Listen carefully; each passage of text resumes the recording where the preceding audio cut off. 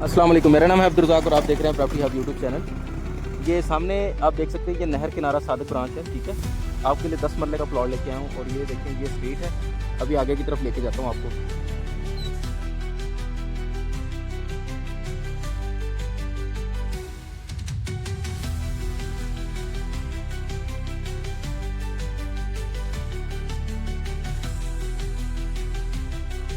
ये वाला प्लॉट है 10 मरले का, जिसकी बाउंड्री मैं आपको दिखा दूँ। ये इस तरफ अगर आपको मैं थोड़ा जूम करके दिखाऊँ तो ये जो बाउंड्री जा रही है ये ऐसे, ये इसकी अपनी है ज़ाती। ठीक है, इस साइड से भी ये बाउंड्री है। ठीक है, स्ट्रीट का आप व्यू कर लें। स्ट्रीट बड़ी बेहतरीन स्ट्रीट है और इस तरफ भी आप देख लें।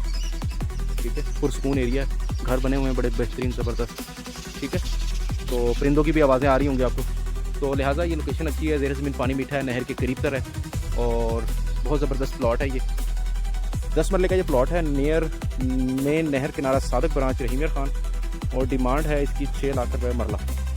तो इंटरेस्टेड हो तो बताइएगा। बहुत शुक्रिया, मिलते हैं नेक्स्ट वीडियो में। जब तक के लिए अपना और अपने साथ वालों का ख्याल रखें। अल्लाह हाफिज़।